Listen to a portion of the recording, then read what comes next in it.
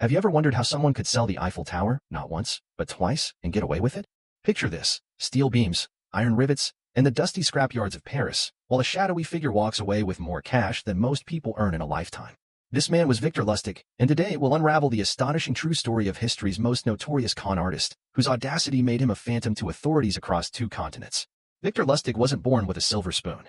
His childhood was marked by poverty. His mother died when he was very young, and his father immigrated, leaving Victor to fend for himself in a turbulent Europe. By his early 20s, Lustig had honed his skills in manipulation, learning to read people and spot their deepest desires.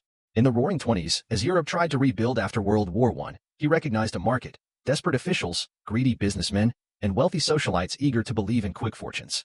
He started with small scams in Paris, charming marks with a refined accent and tailored suit.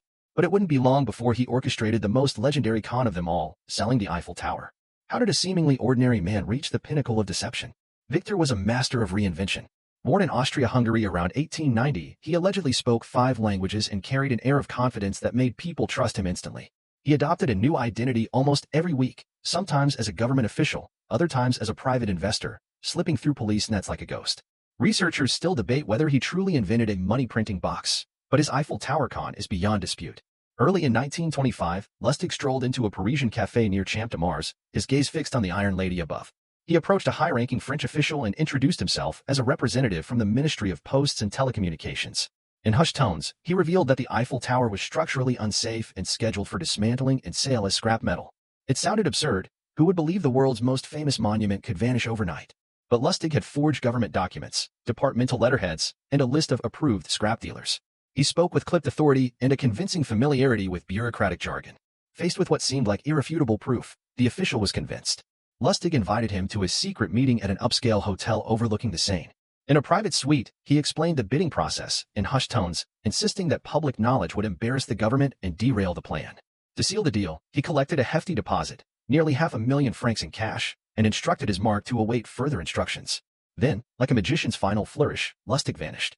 He took the money and left Paris before anyone realized they'd been duped, leaving behind stacks of official-looking paperwork as evidence of a legitimate arrangement. A week later, Lustig resurfaced, selling the same scheme to another scrap dealer who believed he'd stumbled onto a windfall. 2 bids, 2 buyers, and 2 piles of cash, enough to fund a lavish lifestyle for years. By the time French authorities discovered the fraud, Victor was long gone. Bulletins described him as wearing round glasses, a slender build, and impeccable suits, but the description was too vague. He was history's most flawless phantom. But Lustig didn't stop there. After fleeing Europe, he sailed to the United States, arriving in Prohibition-era New York with a new ambition: to con Al Capone. Yes, the mob boss himself. Lustig spent months perfecting a money-printing box. It looked like a regular printing press, complete with ink rollers and spools, and he even included real banknotes in its mechanics so it gave off the faint scent of fresh ink. He convinced wealthy businessmen it could duplicate any bill placed inside, promising to double their money for a hefty cut. In reality, it printed nothing. Once he collected their cash, he simply vanished before anyone could demand a demonstration. He knew bigger marks meant bigger payouts. Capone was wealthy, ruthless, and not easily intimidated, or so everyone thought. Lustig secured an introduction through one of Capone's underlings, who admired his audacity and figured throwing in a modest stake was worth the gamble. Invited to Capone's smoke-filled mansion, Lustig arrived in a tailored suit, carrying the box under his arm. Capone studied him with cold, calculating eyes as they sat at a heavy oak table. Capone demanded proof before any deal. In that moment, Lustig delivered his masterpiece of confidence. He placed a genuine stack of money inside the box, cranked it, and, after a few tense minutes, opened it to reveal 2 stacks, one authentic, one concealed in a secret compartment. Capone inspected them, nodded, and handed over thousands in crisp bills. Victor bowed and left. Capone said nothing. He couldn't afford to admit he'd been duped. Lustig vanished into the night, leaving a baffled mob boss scrambling to verify the scandal. How did Lustig slip away every time? His mastery of disguise and reinvention was unrivaled. He carried a satchel filled with wigs, makeup, clothing, and forged documents for any persona. One day he was a Parisian count, the next, a Wall Street banker. When police closed in, he simply walked away, traveling between Paris, Vienna, Berlin, New York, and Chicago. He blended in under surveillance, emerging only when the heat subsided. In 1935, after a scheme involving counterfeit bills and black market liquor, he was finally arrested by the Secret Service in New York. But even that capture had flair. When agents stormed his apartment, he lounged on a sofa, calmly smoking a cigar, as if expecting company. At his trial, Lustig faced charges for counterfeiting, grand larceny, and conspiracy. His charisma persisted. He mesmerized jurors with eloquence, spinning tales that attorneys doubted he could invent. He said he felt sorry for the greedy businessmen he'd fooled. Let them learn the folly of trusting strangers, he claimed. But the evidence was overwhelming. His secret device, stacks of counterfeit bills, and a dossier full of forged documents. Convicted, he was sentenced to 20 years in Alcatraz's notorious cell blocks. Ironically, even behind bars he used his conman talents to forge documents and try to bribe guards. Some inmates speculated he was an undercover agent, gathering intelligence, a testament to his mystique. Here's a quick reality check to make your jaw drop. Victor Lustig once wrote a public letter to the New York Times, boasting he could duplicate money with a box that didn't work. And he sold that bogus promise to the richest and most dangerous men alive. Unbelievable, right? If you're loving this deep dive, hit that like button and subscribe for more mind-bending tales of dark history. Your support keeps these stories alive and thriving. In 1947, after serving 12 years, Lustig was released from Alcatraz. But the world had changed, Prohibition was over, World War II had ended, and nobody was buying his old tricks. He moved to Springfield, Missouri, opening a candy store with his wife, and hoping for a quiet life. He named it Lustig's Lollies and Treats, thinking candy might cleanse his conscience. He donned suits to the shop and greeted patrons politely.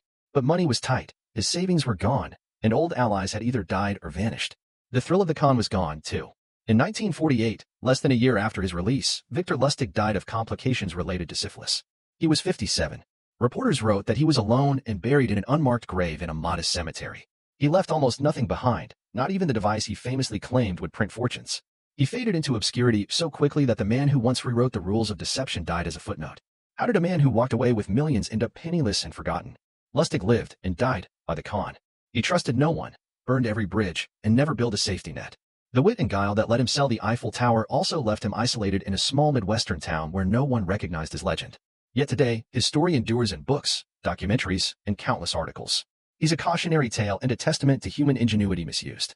What can we learn from a man who traded empathy for audacity? First, confidence is the most persuasive tool. Lustig didn't rely solely on forgeries. He convinced people to suspend disbelief.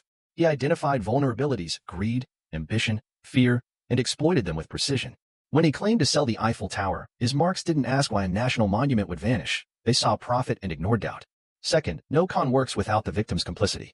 Lustig set the stage. His marks walked into it.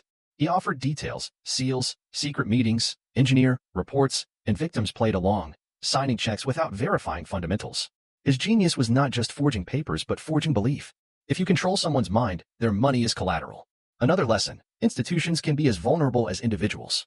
Lustig exploited bureaucracy, communication gaps, and fear of scandal within governments and corporations. If no one questions anomalies, fraud thrives. He understood that a whisper of scandal could silence scrutiny. But when we talk about Lustig, a question lingers: criminal mastermind or flawed antihero?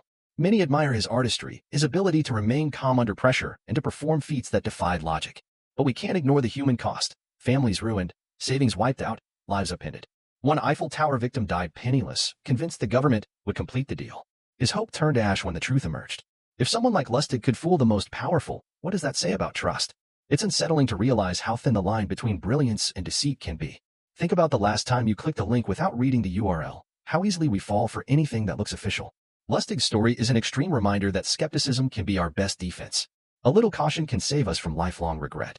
After his release, Lustig tried writing memoirs, but no manuscript survived. Some say he destroyed it, keeping his secrets buried like he hid himself. Others claim he left cryptic clues and letters to friends, hints at another masterpiece of deception. Could there be another hidden con, waiting to be uncovered?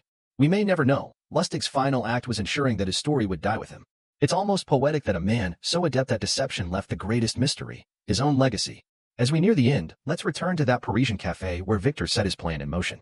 Imagine sipping coffee on a sunny morning, gazing at the Eiffel Tower, unaware it was about to become a pawn in his performance. That moment captures his legacy, transforming the ordinary into the extraordinary. He challenged reality, and for a brief span, he controlled it. If you're still with me, you've earned a standing ovation. Stories like this aren't just entertainment. They teach us about human psychology, how trust can be weaponized, and how belief can be manipulated. Don't forget to subscribe for more dark history that will keep you questioning everything you thought you knew. Your support fuels our next investigations into the shadows. In the end, Victor Lustig's story is a mirror reflecting our own vulnerabilities, our hunger for easy wealth, our willingness to believe, and our blind spots when we want something badly enough.